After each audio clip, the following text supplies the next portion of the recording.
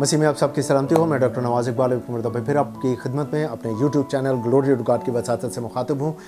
मेरे अजीज़ बहनों भाइयों, आज हम पैदाइश छठा बाब और उसकी 1 से 4 बल्कि 6 आयत तक जो हम स्टडी कर रहे हैं खुदा के बेटों के सिलसिले में।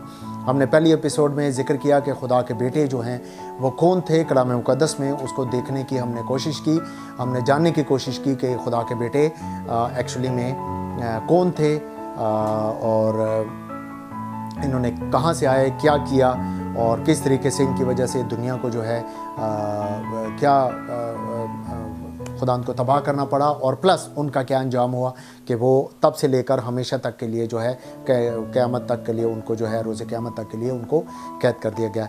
इसी रेफरेंस में एक ज़िक्र है कि जब्बार थे। मैं रेफरेंस ज़रा दोबारा पढ़ लेता हूँ।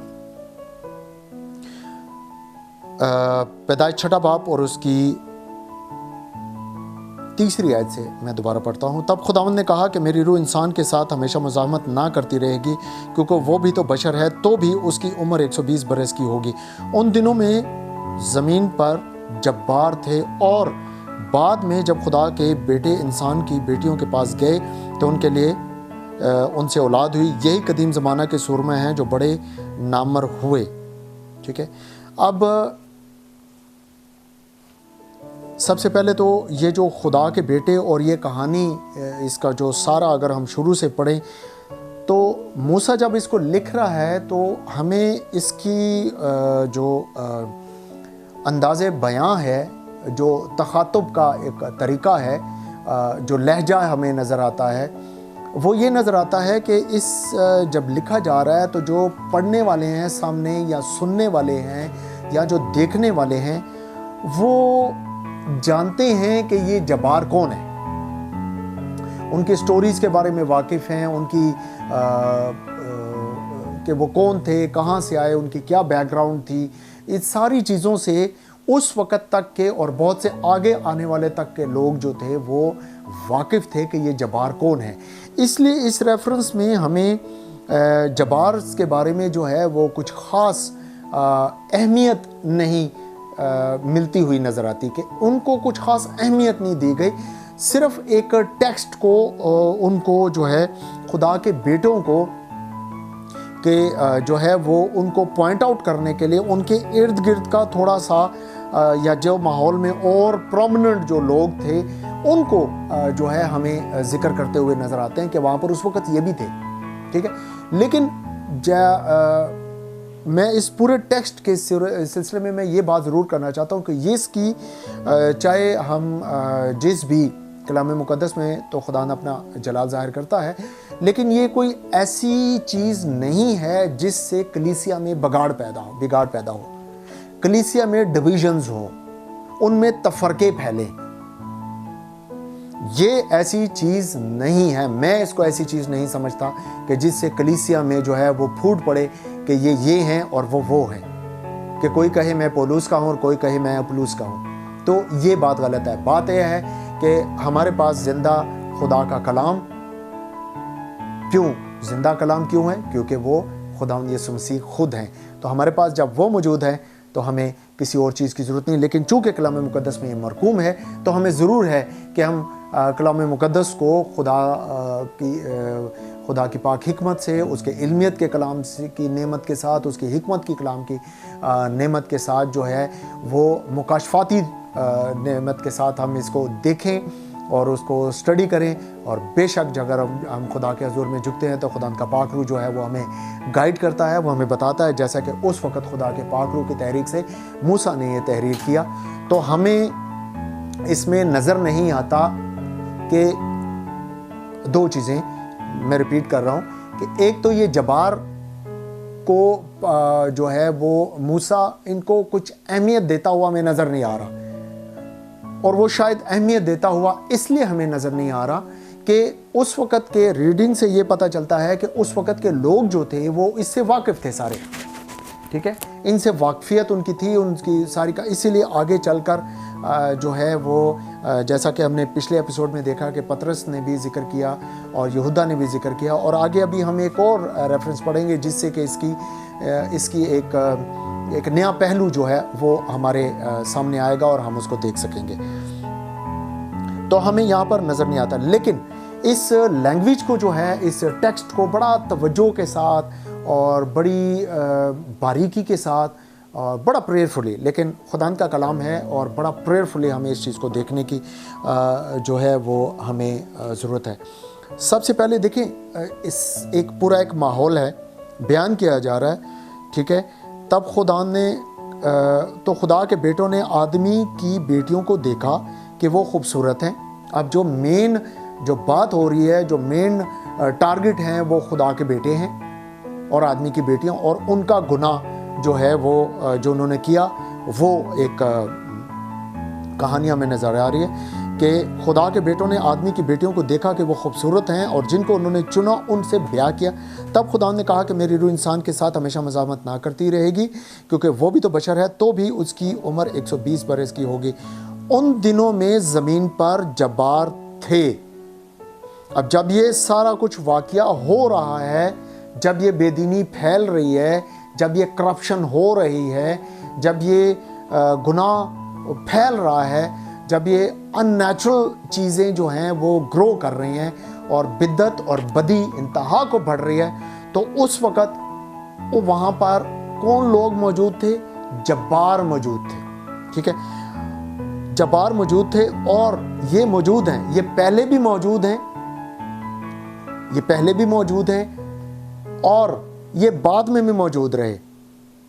ان فرشتوں کے نازل ہونے, ان کے گناہ کرنے, ان کے بیاہ کرنے, انسانی خواتین کے ساتھ بیاہ کرنے, اس گناہ کے اور بدعت کے بڑھنے, اس شدت سے اس کے بڑھنے کے دوران, اس سے پہلے بھی یہ جبار جو تھے یہ موجود تھے. اور لکھا ہے جبار تھے, اور بعد میں, یعنی یہ سب کچھ جب ہو گیا تو بعد میں جب خدا کے بیٹے انسان کی بیٹیوں کے پاس گئے تو ان کے لیے ان سے اولاد ہوئی. تو یہی قدیم زمانہ کے سورما ہیں جو بڑے نامور ہوئے. اب بڑا غور سے بڑی باریکی کے ساتھ اس ٹیکسٹ کو دیکھنے کی ضرورت ہے کہ جبار ہیں اور ان کے ہوتے ہوئے یہ سارا کام ہوا ہے. خدا کے بیٹوں نے آدمی کی بیٹیوں کو دیکھا, ان سے بیاہ کیا, گناہ بدی پھیل رہی ہے, لیکن انہوں نے اس میں کوئی انٹرفیئر نہیں کیا. ان کا کوئی اس میں ہمیں کام یا انفلوئنس یا ان کا ہمیں کوئی مداخلت ہمیں یا ان کا کوئی کرتا دھرتا ہمیں کچھ نظر نہیں آ رہا اس کا. یہ اس سارے معاملے سے نیوٹرل رہے ہیں. بے شک یہ بدی کرتے رہے ہیں, کیونکہ جب خدا نے تباہ کیا تو یہ بھی تباہ ہوئے ساتھ. جب خدا نے دنیا کو غرق کیا تو یہ بھی غرق ہوئے. جب خدا نے ساری سلطنتوں کو تباہ کیا تو یہ بھی تباہ ہوئے. لیکن اس جو واقعہ ہے کہ یہ کچھ لوگ جو اس چیز کو ٹرانسلیٹ کرتے ہیں یا اس کی جو ہے تشریح پیش کرتے ہیں کہ یہ جبار جو ہیں یہ خدا کے بیٹے اور آدمی کے بیٹیوں میں سے جو اولاد پیدا ہوئی یہ وہ ہیں, تو یہ وہ نہیں ہے. یہ اس سے پہلے بھی موجود تھے, اور ان کے جب ان سے اولاد پیدا ہوئی تب بھی یہی قدیم زمانہ کے یہ جبار جو تھے, تب بھی یہی قدیم زمانہ کے سورما تھے جو بڑے نامور ہوئے. یہی اس وقت کے. تو اس میں جو یہ جبار کا ہمیں جو نظر آتا ہے, ہم دیکھتے ہیں پہلا تیموتھیوس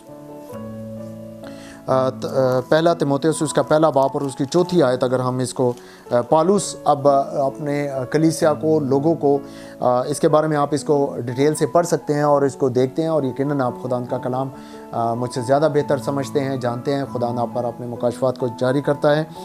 تو ہم اس کو دیکھتے ہیں. تیموتھیوس کے نام پالوس رسول کا پہلا خط, اس کا پہلا باب, اس کی 4 آیت. اور ان کہانیوں اور بے انتہا نسب ناموں پر لحاظ نہ کریں جو تکرار کا باعث ہوتے ہیں اور اس انتظام الہی کے موافق نہیں جو ایمان پر مبنی ہے. اور اسی کو آگے لے کر اگر ہم 4 باب اور اس کی 7 آیت پڑھیں تو پالوس رسول کیا بڑی سختی سے کلیسیا کو کہتا ہے, لیکن بےہودہ اور بوڑھیوں کی سی کہانیوں سے کنارہ کر اور دینداری کے لیے ریاضت کر,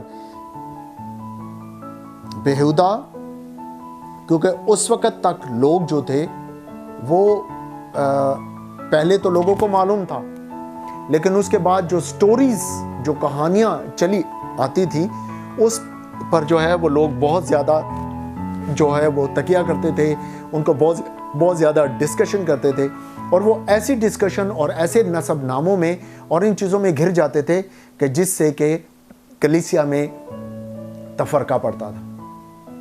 तो पौलुस रसूल बड़ी स्ट्रिक्टली इन चीज़ों को मना करता है कि उन बेहुदा और बूढ़ियों की सी कहानियों से किनारा करें। ठीक है, तो ये जो लोग कहते हैं कि दुनिया अब यहाँ पर मैं थोड़ा सा ये अलग से जिक्र करना चाहूँगा कि कुछ लोग ये भी स्टेटमेंट हमारे दरमियान पाई जाती है कि इस रेफरेंस को लेकर, पैदाइश छठे बाब की पहली 7 आयत को लेकर कहा जाता है कि जी इन फरिश्तों की वजह से दुनिया में गुनाह जो है वो फैला, जो कि मेरे नज़दीक ये काबिल कबूल स्टेटमेंट नहीं है, क्योंकि पैदाइश की किताब उसके 3 बाब में हमें साफ और क्लियर कट हमें पता चलता है कि गुनाह दुनिया में कैसे आया। खुदा ने एक हुक्म जारी किया, एक कॉवेनेंट उसने बनाया, और आदम ने उस कॉवेनेंट को तोड़ा, उसने उस हुक्म को तोड़ा, उसने उस अहद को तोड़ा। ठीक है, जिसकी वजह से जो है वो गुनाह में गिरे और खुदा के हुक्म की खुला वर्जी की। ठीक है, खुदा के हुक्म को नहीं माना और उस अहद को तोड़ा, जिसकी वजह से दुनिया में गुनाह आया। और उसके बहुत बाद में हम देखते हैं कि पैदाइश छठे बाब का वाक़या जो हुआ है कि पूरी दुनिया बहुत ज़्यादा गुनाह और बदी में फैली, जिसकी वजह से ये सारे मामलात हुए। सो जब्बार, ये मैं आखिर में फिर रिपीट करूँगा कि ये जब्बार जो हैं ये उन खुदा के बेटों और आदमी की बेटियों से पैदा होने वाली औलाद नहीं है।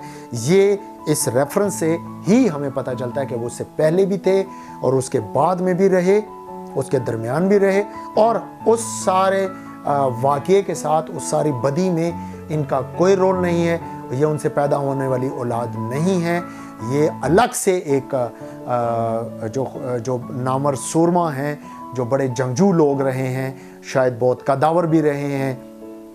और जैसे हम देखते हैं कि जाति जूलियत को देखते हैं और उसके बाद एक और शख्स का आगे चलकर हमें जिक्र मिलता है, तो शायद ये वही नस्ल है या वही हम उनसे मिलते जुलते कह सकते हैं कि चल रही है, लेकिन वो नस्ल और वो सारा कुछ तो खुदा ने तबाह कर दिया था, इसलिए हम उसको शायद उसकी नस्ल भी नहीं कह सकते, लेकिन उनसे मिलती जुलती हम इसको एक तशबीह के तौर पर हम ज़रूर इस्तेमाल कर सकते हैं। लेकिन ये जब्बार खुदा के बेटों और आदमी की बेटियों से पैदा होने वाली औलाद नहीं थे।